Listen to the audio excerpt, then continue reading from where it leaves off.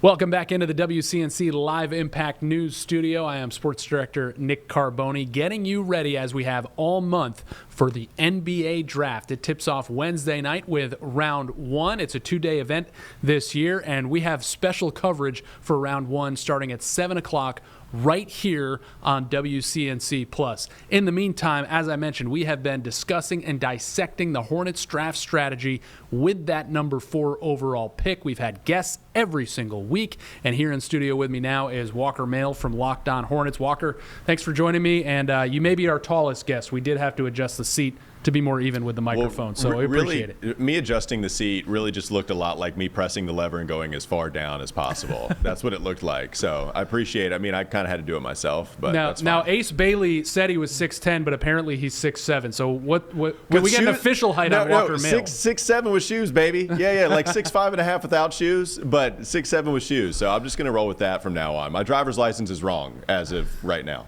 All right, let's get into some of the headlines that we're hearing really today, just a few days before Round 1 of the NBA Draft.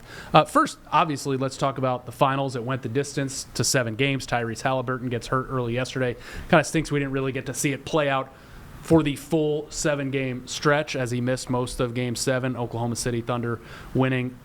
Does having 2 teams in mid-sized TV markets inform at all how you view the future of the Charlotte Hornets when it comes to contending for a championship in a similar market? Yeah, yes, because of the way that the CBA is structured. So now that you have the 2 aprons and the second apron essentially serving as a hard cap, I think it's going to be harder for some of the teams with really rich owners to just say, you know what, that's fine. I'll go ahead and pay all this money in luxury tax, where the second apron is really punitive in that sort of way, where you're seeing a team like Memphis decide that we don't want to pay monster salaries to any more than 2 players, and that's why we're going to trade Desmond Bane to Orlando, and we're going to just welcome all those first-round picks coming our way. So I think in that case, it might be beneficial to some of these owners that aren't really rich and are out of or in bigger markets, right? So maybe that levels the playing field a little bit more. But really, you have to make smart decisions, man. Like, that's what it comes down to. It starts with the draft. You got to draft right. You got to make shrewd moves in free agency. You got to finagle the cap the best way that you can. There's just a lot of basketball decision-making that you need to hit on, regardless of whether you're in a big market or a small market. Yes, the gap is probably closer than it's been, especially with the second apron serving as a hard cap, but it comes down to making smart decisions. So Rick Schnall, Gabe Plotkin, and then Jeff Peterson have all said the phrase, and we've heard it many times, and we'll hear it many more times. They want to be the premier franchise in the NBA. So with that in mind, making smart decisions, we've had a limited sample size for ownership and this front office to draw from in terms of the moves they have made to try to get to that stated goal. I don't need you to go through every single move, but what have been your impressions a year and a half to 2 years in with all of them together? I don't know if I've disagreed with any of them. Okay. I'll say that. There's not been a move that they've made since new ownership took over, quasi took over, and then officially took over, where I felt they were doing something incorrect. I have not disagreed a ton with any of the moves. Honestly, the one that's been up in the air the most was Jeff Peterson's first ever first-round draft selection in Tidjane Salaun. I was more just caught off guard by it. We talked about so many different prospects. Tidjane Salaun was not really Google was active in Charlotte last draft night. We had one report, 4 p.m. on draft day, that, hey, watch out for the Hornets interested in Tidjane Salaun. And then 4.5 hours later, he is the newest member of the Charlotte Hornets. And so then we're all left scrambling, trying to figure out all the Tidjane takes and all the stats and what we could find up. But that was really it. That's the only move that I probably would have gone in a different direction. I'm not here to tell you that that was a terrible mistake. I agreed with the trade that they made with Terry Rozier, clearly defining a pathway they're going to take, trading P.J. Washington, who I was a big fan of, but they traded him for a nice first-round pick. It looks less nice with Dallas being rewarded Cooper Flagg in the draft lottery, but even still, you're getting a first-round pick, and that made a ton of sense to me. So are they making the right decisions? I can't tell you that I've disagreed with a lot of the decisions that they've made so far. I think you would probably consider this an incorrect decision if it happens Wednesday night at number 4. But there's been buzz here 48 hours before the draft that Jeremiah Fears, a 6'2" point guard, could be in play for the Hornets. I don't know if you'll like this. Your partner Doug would love this. Will Hornets fans be crying tears for Fears on Wednesday night? Oh, he would. I love it. I love it. Yes, Doug would love that as well. Tears for Fears is great. I would be among those crying if Fears is the pick. I haven't really thought about it because we just haven't talked about him being a target for Charlotte. Yeah. And I haven't really thought of what would be the worst case scenario. That's the one I least like out of all of them. Even Ace Bailey, who I've not been all that in on for the Hornets to take, I understand the vision, and I would understand them taking as a guy as talented as Ace Bailey.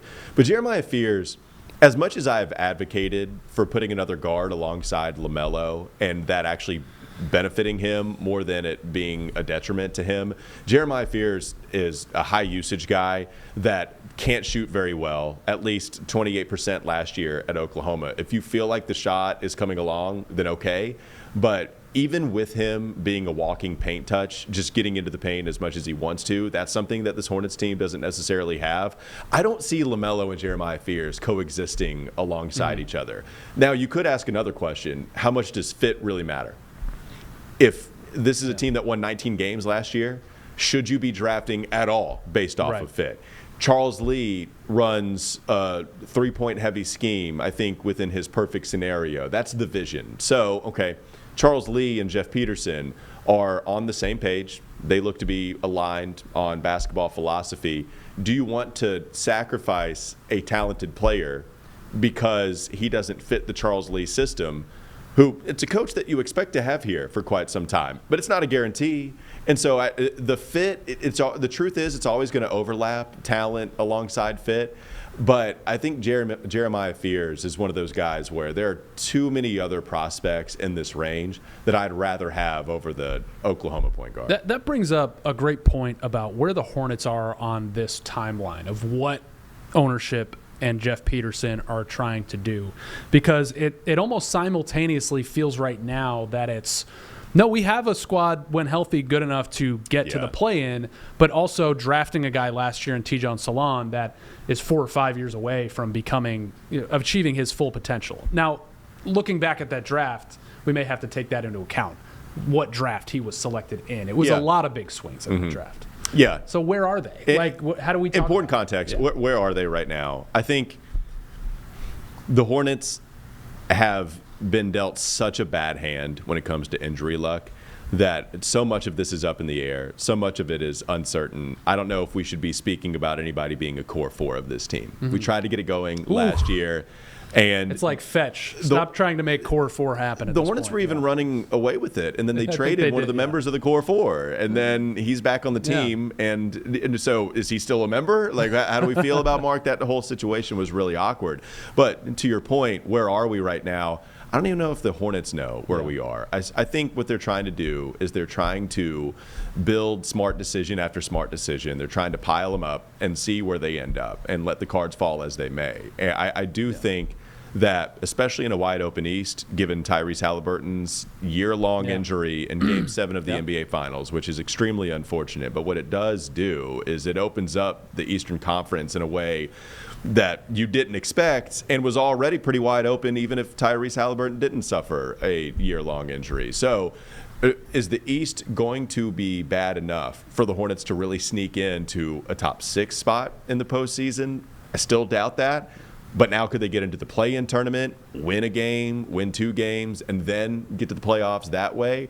I think that is a possibility as long as everybody stays healthy. But you got to hit your draft picks, and we just don't know if they did that with Tidjane Salaun. You have guys, I think, that would all go above Tidjane Salaun in all of these draft scenarios, right? VJ Edgecombe, Con Knipple, Ace Bailey, go down the list. I think all of them in the same class, all of those guys would be selected before Tidjane would. That's just the context of last year's draft. There's more polish in this year's much draft. more polish. Known commodities coming out of colleges. And questions about all of them, for sure, but much more polish with all of those prospects, more so than Tidjane. So I think the timeline is they're still trying to figure it out, especially with the guys that they have. And part of figuring it out is having your starting lineup on opening night be out there more than 6 times together in a season. Unreal. I mean, Yeah. it's just been snake bit. So, Yeah. all right, other big piece of news on Monday, Shams Charania, listen, anytime he says anything about your team, you got to pay attention. Mm-hmm. So on ESPN was asked if the Hornets would consider a deal for LaMelo Ball. And he basically said, like, they would consider a big deal. They didn't have any concrete reporting that, yes, they're shopping LaMelo Ball, or yes, offers have been made. To me, that's just common sense, right? I mean, you have a guy that has missed a lot of time and is on a big contract, and you have a new regime who did not draft him and is still trying to evaluate whether he's the future. If you get a sweetheart deal for LaMelo Ball, you consider it. I'm not sure they'll get that sweetheart deal, like enough to make it worth it, just given the injury history. I'm not sure it's worth it for the Hornets either. Yeah. I guess, okay, when you're trying to assess all of the risks, is it worth having LaMelo Ball on your team another year, or is it worth trading LaMelo Ball for maybe 80 to 75 cents on the dollar, something short of what's equal value? Would you rather do that to the tune of, I don't know what that would look like, in my opinion, probably something like 2 first and a protected first on top of it, so 3 altogether. I don't know what that would look like. What I do know is that I'd probably rather just have LaMelo Ball on my team. I'm a fan of LaMelo. I think putting him alongside the right players brings a different kind of LaMelo to the table. You saw him reach his only All-Star game, his second year in the league, and that's when he had what we would call adequate talent around him. I think that's when you had some vets. You had Terry Rozier, you had Gordon Hayward that was still seeing some important minutes, and they were above 500. When LaMelo was an All-Star, they were above 500, and they had veterans all around him, and that made sense to me. And I think that's the kind of player you want to see from LaMelo, where, yeah, the usage rate is through the roof. He's got the ball in his hands constantly, but I think it's out of necessity more so than it is purely out of choice. So, okay, what are you getting for LaMelo? I think people would probably try to lowball you. And the other interesting thing about trading LaMelo is, if you were to ask me the teams that would most like to have LaMelo on their squad a year ago, I would have told you a bunch of teams that have just made moves within the last 6 months. I would have told you San Antonio would be a team to keep an eye out for, except they went and got De'Aaron Fox on top of already drafting Stephon Castle, and they're going to draft Dylan Harper. So they're out of the LaMelo sweepstakes. So then you move to Houston, where, okay, they did just get rid of Jalen Green, and now they welcome Kevin Durant, but they just made their big trade. I can't imagine that they're going to trade for Kevin Durant and then get off of some of the pieces that helped them reach the postseason the way they did last year in order to go get LaMelo. That's too much of an identity change for them. So then you go to Orlando, which I always thought was the team that made the most sense, and they just gave up 4 first-rounders to go get Desmond Bane. So all the teams that I thought that made the most sense going after LaMelo, they all made their moves. I don't know the other team that's going to do it. Well, according to Chandler Parsons and LeVar Ball, it's the Clippers. Right. LeVar Ball is going to tell you that it's the Clippers, and he wants his sons to be in L.A. And I get it. He wants Lonzo. He wants all the Ball brothers to be in L.A. And that makes sense for him being out there for sure. But, yeah, I don't know what other team makes the most sense outside of those 3 where the LaMelo, the interested teams or the teams interested in LaMelo, that's kind of dried up now. So all signs point to him just being with the Hornets another year. Talking to Walker Mehl from Locked On Hornets 2 days ahead of the NBA draft. Again, our draft night special on WCNC Plus tips off at 7 o'clock. We will take you all the way up to the draft, all the way through the Hornets pick and beyond for analysis. And, it's going to be really interesting when the draft tips off at 8 o'clock, Walker, because we know the first 2 picks. They're about as guaranteed as can be at this point. Cooper Flagg to the Mavericks, and then Dylan Harper, number 2, to the San Antonio Spurs. Obviously, the first pivot point is Philadelphia at 3, right in front of the Hornets. And you are on the side. We've had people in this chair say, absolutely got to take Ace Bailey if he's there. We've had folks like yourself who, would rather go a different direction. Right. As if you're sitting there as a Hornets fan watching the draft on Wednesday night, and the Sixers come on the board at 3, are you hoping they solve the Ace Bailey problem for you and take him? Absolutely. I'm hoping that they solve. Now, I'll tell you what I'm hoping for more than that. I'm hoping for VJ Edgecombe to be there. That's my biggest hope. If he's there at 4, then you take him. Done. Yeah. Okay? We don't need to entertain trade backs. We don't need to do anything like that. Just take VJ Edgecombe and call it a day.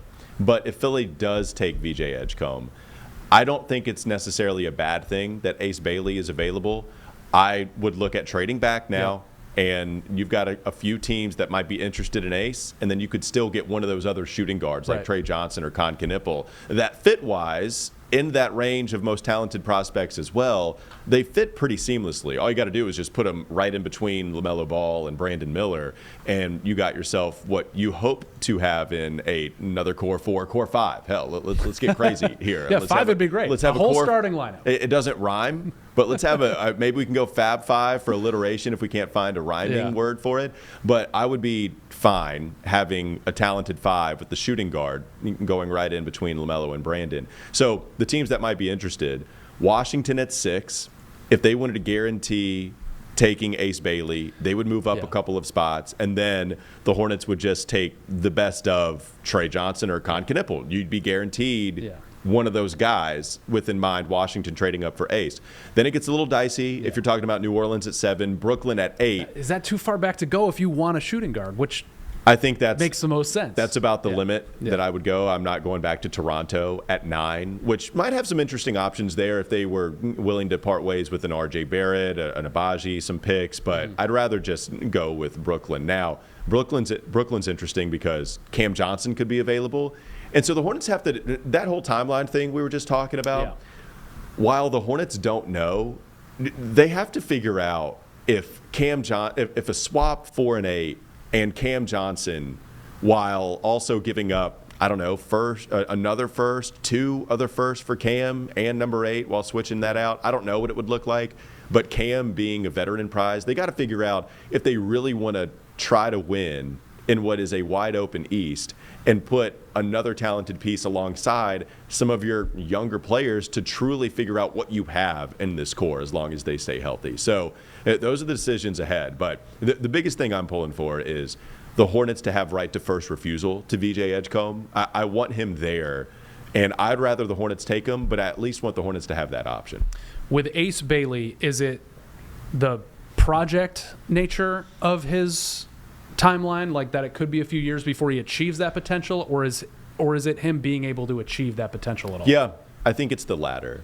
I don't think he fits really well with this team. I'm willing to overlook fit if I really liked the player. But I think with Ace, he takes 50% of his shots from the mid-range. That's not how Charles Lee wants to coach his offense. Brandon Miller already, he had a dip in mid-range shot attempts this year, but he was still in the 67th percentile NBA wide, and Hornets fans still thought it was too low for Brandon, right? Like, Brandon is still one of the guys taking more mid-range jumpers than a lot of other wing players in the NBA, and we still thought it was too little, or a lot of Hornets fans did. So imagine Ace, who shot 50% of his shots at Rutgers within that mid-range game. It doesn't mean that he can't turn his game into something else. It's just that's what that guy is comfortable playing right now.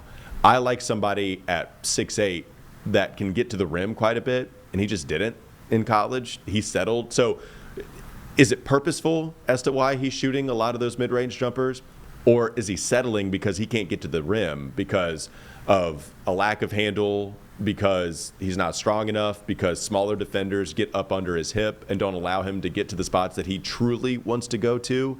I think, especially with the lack of feel passing-wise, I think one thing that I've missed out on when I've missed on prospects is a feel. I've either undervalued it or overvalued athleticism with other guys. And Ace Bailey, the assist to turnover percentage, even with that Rutgers offense calling for him to score more, the assist to turnover percentage is so bad. He just doesn't make other players better, like I think these other guys have of an opportunity to do. And the three-point shot isn't there.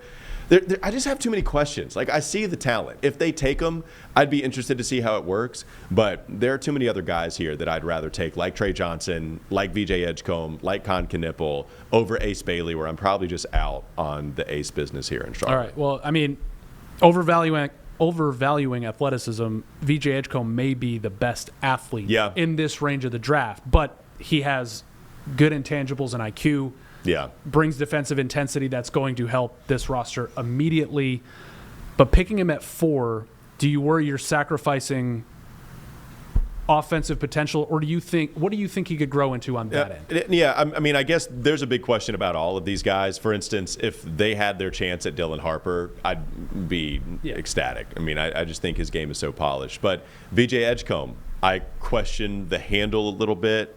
I question the shooting a tiny bit. But I do think that what VJ possesses are all skills that can either be corrected. I think he's got a lot of coachable weaknesses right now. And so because of that and all of the intangibles that you mentioned, that's why I'm taking VJ there. So the athleticism is great. I think the defense, while there's some things he needs to work on, I think all of it's coachable. I think he has the right athleticism to deal with all of it. I think the NBA game is actually going to benefit him more than the college game, too, with all the spacing. And so maybe you're a little worried about the handle and some tight spaces, but I think the NBA game is going to help him a lot there. And so for some of those reasons, especially with what we saw in the finals, just having a whole bunch of dudes that can guard, that can be physical. We don't have that guy on our team right now, not on the perimeter, that is both an offensive and defensive threat. I think that's why I'm leaning more towards drafting the Baylor guard. If the 76ers do select your favorite player at that spot, VJ Edgecombe, I mean, do you have to draft Ace Bailey and trade him? Like, is he that valuable? Or do you let it slide? And so then Trey Johnson, Con Knippel, are those the guys that would be in play next year? Yep, those are the guys. Yeah. So I think my options right now, it'd be, if I had it my way, it'd be VJ Edgecombe, Trey Johnson, I think Con Knippel. The thing with Con Knippel is everybody's cool with it. Yeah. But then you say at 4, and it's like, you get kind of 50-50 Right. So if you wanted to draft Ace and then trade, which basically you would be selecting Ace Bailey with the intent to trade back anyway, which means you already have a deal in place to be very SGA-esque. It would be a little painful to bring up now, considering he had one of the best seasons of all time. But it would be SGA-esque. You don't have to answer your question. You don't have to draft Ace and then trade back. But I think Trey Johnson would be my next option if VJ is off the board. I mean, you talk about offensive potential. The guy oozes it from Texas. Yeah. We did have somebody in your chair, young Terrence Oglesby, evoke the name Kobe Bryant when he talked about Trey Johnson because of the measurables and because of the shot selection. How much steam did that? Well, I get aggregated as much as he did. I told him we wouldn't aggregate him, and then I had to go fight everybody in the newsroom because they wanted to aggregate him. All right, so I gotta have a Michael Jordan comparison. Okay. Let me think about it. Okay, yeah, right. I gotta find it. Yeah. So sounds like you'd be disappointed if VJ Edgecombe was off the board, but I mean, how excited would you be about adding Trey Johnson to this system and this roster? No, I like Trey a lot. I think there's a lot to like with Trey offensively, especially. So the movement shooting is real special with him. If you're comparing Con Knippel and Trey Johnson as shooters to one another, Trey Johnson is the better movement shooter, coming off of screens, moving with fluidity, having more athleticism than Con, not being as big and strong as Knippel, but having the athleticism. And I'll tell you what I really like about Trey. The handle is really nice with him. It's the best handle of anybody that we're really talking about. Ace, Con, VJ, in that range. Trey's the guy. And I do value that. I think it's really hard to teach at the next level. So perhaps I'm speaking a little bit out of both sides out of my mouth with VJ and Trey, but I value the Trey defense. I think on that end of the floor, I think he's going to be very, very good. And so I value that more than I value what Trey could be as an offensive threat. But I do value it, right? I think Trey, as a solo creator, I think that there are enough passing chops with him. I don't think they're great, but I think that there's enough. And the finishing at the rim stuff with Trey is interesting. So if you look at what he does at the rim, he actually shoots a decent percentage once he gets to the cup. And it's just that he doesn't get there a lot. But he shoots well enough. You get there, and he shoots. Actually, it's not been very good. I'm sorry. He doesn't shoot. He doesn't get there. He doesn't shoot all that well at the rim. But there are moments where I feel like he can play off of 2 feet and work on that a little bit more so. So that's the stuff. He's got the size. I mean, he's about 6'5". Yeah. He's got a pretty good wingspan. Yeah. All right. So with Trey, he shoots well at the rim enough. I apologize. I'm all over the place. With Trey Johnson, He shoots in the 70th percentile at the rim. He just doesn't get there a whole lot. That's the fine tuning. Getting there in the NBA is going to be something to work on. Which to me, I think he'll be able to do again with that spacing. And so with that spacing, I think that benefits VJ. I think that benefits Trey quite a bit at the next level. And I can see why so many people are big fans of Trey. I'd be happy with him. Regardless of value, if Concanipple comes out Wednesday and is coming from Durham to Charlotte, what does he bring to this Hornets team immediately? Because it just seems like there's not one. Yeah. Well, the shooting is great. Other than that, there's not like one great thing, but it's a lot of. He checks a lot of boxes. Yeah, I think with Con, the shooting is great. I think the decision making is fantastic. I think when you use him as a ball handler in the pick and roll, his decision-making, particularly when he gets into the paint, is very good. I think you saw that a lot on display here in Charlotte during the ACC tournament. When Cooper Flagg went down and he was your primary ball handler, they had to create their offense through him. He was the guy that was throwing a bunch of lobs to Malawach, and he was throwing those lobs at the exact right moment. He would kind of probe in the paint, dribble. Big man gets away from Malawach, and that's when he throws it. And he throws it with enough accuracy, enough height that his guy can go get it. And there were countless plays like that in the ACC tournament. And there is just great 2 feet play with him, real controlled. I do think he's a really good passer. You worry about the athleticism with him, specifically defensively. I'm not totally worried about him getting to his spots offensively because there's ways that you can dictate with pace and strength, and he can absorb a lot of contact, both offensively and defensively. But at the Combine, after testing a little later than everybody else because of an injury, the lane agility numbers were really poor, like down there with the slowest of centers at the NBA Combine, which is not good. Yeah. He's going to get hunted offensively. I don't think he's weak. I don't think he's soft, right? I think he's good in those regards, which helps you get over some of those lack of athletic traits. But I do worry about it. People are going to pick on him, and it's all about whether he can hang in some of those situations where you don't have to hide him constantly. They're going to do it early, but that's the Con scouting report. But I'd be fine with him if he's the pick. He'd be my third choice of the shooting guards. VJ first, Trey second. But I wouldn't walk away angry.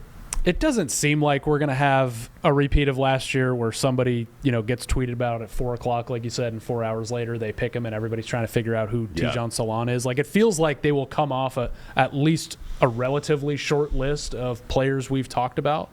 It feels like operating at 4, even with a trade back, the Hornets are, it might be a sign that either something went wrong or they just really fell in love with somebody that we're not talking about.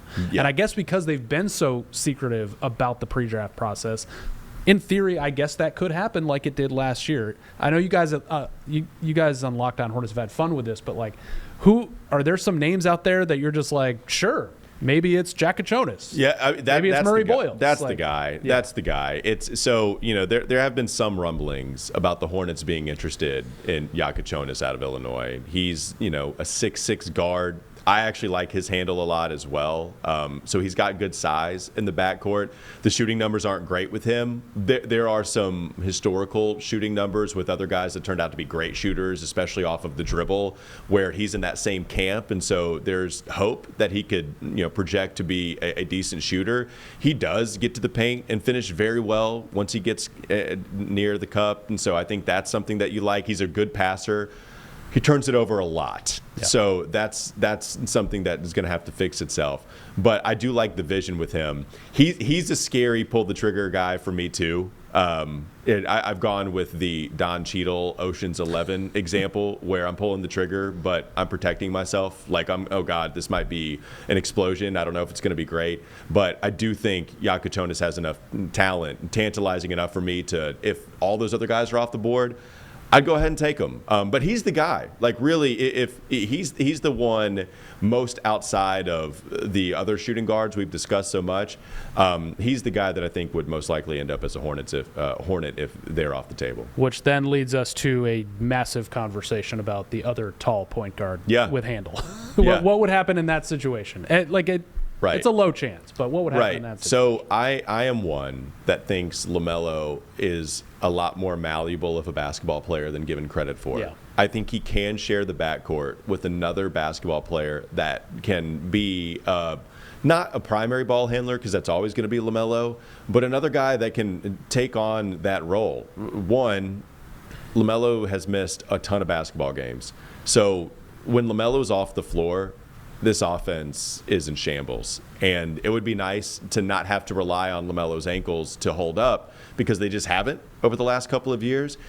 It would be nice to have another decent enough option of a guy who can lead your offense, and that's where Jonas would come in, because he's a high-usage guy over at Illinois.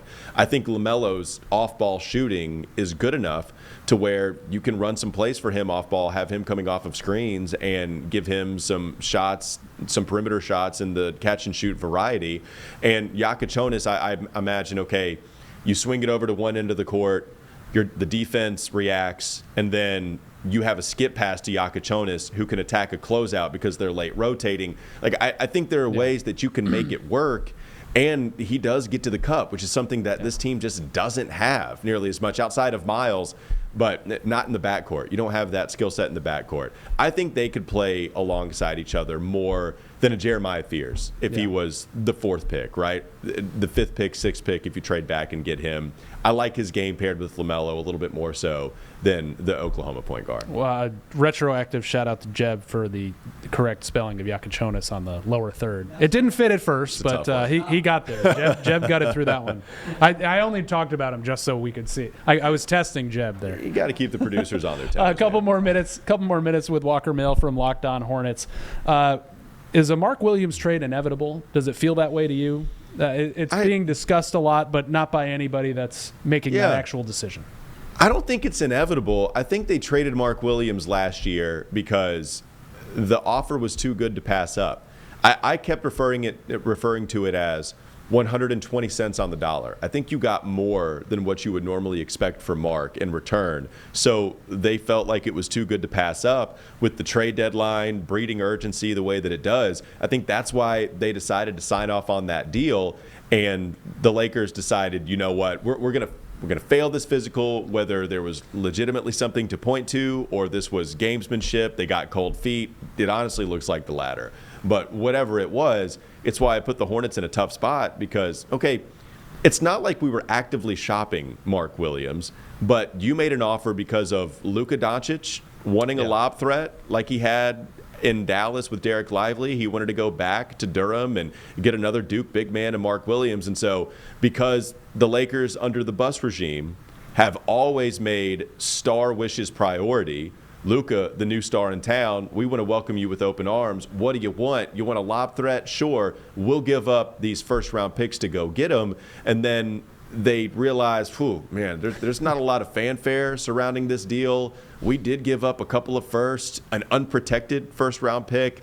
We're just going to fail his physical, even if it's not the back, which is what they said. What is it then? It's just not the back. It's just not the back. Okay, right? That's why the Hornets were so frustrated by it. I don't think it's inevitable that they would trade Mark. I think if you got something of equal value, perhaps. If you got something more than equal value, clearly they've shown that's when they would trade him. But they're not just going to move off of him for the sake of moving off of him. There's no reason to do it. Mark is playing. He's a useful center. He's not a perfect center, but he's useful. So there's no reason to, move off of Mark for anything less than what you think he's worth. And so, no, I don't think it's inevitable at all. But they've clearly shown we have traded him before. We can trade him again as long as it's for the right offer. I feel like it's a yearly obligation to ask if Miles Bridges will be traded on draft night. It is. It's a yearly obligation. Now you can check that box off in your contract. Will he be traded? I don't think so. One thing about the Hornets right now, man, they're championing him as a leader. Yeah. The players are, the team is. If you look at their social media account, some of just the random content that some of these team accounts will, bring up or construct for whatever, right? For whatever engagement, just all teams do it. Miles is in there quite a bit, and I think that they celebrate him as that leader. if you look at what the players will say about him, Mark Williams, LaMelo Ball is clearly very close to him. They are championing him as that guy. Now, it doesn't mean that they won't trade him, too, for the right offer. Yeah. The contract is valuable. Yeah. It's a declining value. Very team-friendly. Very team-friendly. Only 2 more years left on that deal. It descends again, so I forget what it is. I think it's like 25, it could be 23. A piece it could be a deadline piece, for sure. It very much so could be a deadline piece. He was a deadline piece this past year. So maybe with a year and a half left on his deal, it becomes that much more valuable for a guy that is a useful player. Yeah. And dove for a bunch of loose basketballs. I thought cleaned up a lot of his defensive mistakes. He still is a guy that gets to the rack a decent amount, even if the shooting comes and goes, and considering the percentages, it goes more than it's there for you. I do think Miles is clearly a useful basketball player to have. Do I think they're going to trade him? I don't think they're going to trade him before draft night, on draft night. I think they'd probably hold on to him at least until the trade deadline. But, yeah, it's always a possibility. Next year, if he's on the team and I'm in this chair again, you're going to have to ask me. I will. It's a worthwhile question. It's written down, actually, on the desk. It's a worthwhile question. I was wondering what that was. It's a worthwhile question. All right, we'll wrap it up with this. We've been talking about the first round, but, folks, the second round has its own day now. We got to give it some shine. And the Hornets have some interesting picks there. They have 33 and 34 back-to-back, third and fourth picks in the second round. Them sitting there consecutively that early in the draft makes me think there's no way they're picking in both of those spots. Yeah, those are very valuable. They were in this situation not too long ago when they drafted. They had, 4 picks. There's just not enough roster spots. It doesn't make sense. I think they had 5, if I'm not mistaken. Yeah, they had a lot of second rounders, and eventually they got to a point where they were either trading them, they were procrastinating, kicking that pick down the road, whatever. I think that is in play here. I like some of the centers that might drop. Yeah. I love Maxime Reynaud out of Stanford, which ACC country now, baby. I mean, that Stanford-Cal game, I was making so much fun of that matchup and then was like, oh, this game is actually amazing. Stojakovic's kid, I mean, it was amazing. Well, now. Reynaud has been good. He was good all year. He was a 20-point-per-game scorer. Yeah. He can get it done in a lot of different ways offensively. You're not drafting him for defense, but really skilled, man. Awesome basketball player to watch. So I think I don't think he's going to go in the lottery, but I think he's going to be a top 20 pick. So I don't think you're going to have your chance at him. If he were to fall to 23, 24, something like that, then I'd look at that name. I also like Ryan Kalkbrenner a lot out of Creighton, who's been in college for quite some time. I think a 3-time he's married conference defensive player one of the only year. Married players. He's an older guy, but that's fine to draft in the second round. Yeah. It's usually in the first round where you don't want to draft some of the older players because, for instance, just to put it in perspective, I used to be one of these guys that didn't value youth nearly as much, but then you start to get into the money game of it. Cooper Flagg is a full year younger than fellow freshman VJ Edgecombe. Yeah. Like this time next year, he's going to be as old as the other youngest players in the draft. That's valuable, right? Yeah. From a contract perspective, from a growing into adulthood perspective, that stuff matters. So it doesn't matter as much when you're selecting a second round target in the 30s, somebody that's really good, who might be 23 or 24. They'll play a rookie scale contract in the second round up until 3 years from now, something like that. But that's still a useful basketball player. So Ryan Kalkbrenner, I really like. I think he might be just the best drop coverage defender at center in this draft class, and that includes Kaman Malawach, who's younger and a little bit more raw. But those are some of the reasons he's going to be drafted ahead of Kalkbrenner. I really like him. Those are the 2 second round targets I'd be looking to address. Would you be? Does anybody strike you so much that you'd be willing to package those 2 picks and move back into the first round? You'd probably take something else too. But Reynaud. Yeah. Okay. That would be the guy. If it secured you, Kalkbrenner, like at 28, late in the first round, but not too many picks that you're moving up, okay, I'd rather just go get that guy. I don't think that they're gonna make every single selection, but I've always been a more bites at the apple type of guy. It just math reasons, nerd reasons. Hey, let's take a swing on 2 players where one of them might hit, and we'll see how it all plays out in summer league and training camp. And so if they wanted to use both of those picks, then that wouldn't be a bad idea. I actually quite like it. But if you wanted to go zero in on one of those centers that I'm talking about, I think either one. I think it would take more to go get Raynaud. But either one, if you felt like those were your guys, I wouldn't mind packaging both of those picks and moving up at all. All right, Walker Mehl does this thing every single day on Locked On Hornets with our guy Doug Branson, who will join us on draft night as well. So Spotify, YouTube, where else can folks find you? Wherever you get them, wherever you get your podcast. Yep, Locked On Hornets. Yep. All right, yeah, have fun with it, and we had fun with you today, Walker. Thanks for joining us. Yeah, thanks, man. I appreciate it. All right, again, our WCNC Plus draft special tips off live Wednesday night at 7 o'clock ahead of the first round. We'll see you then.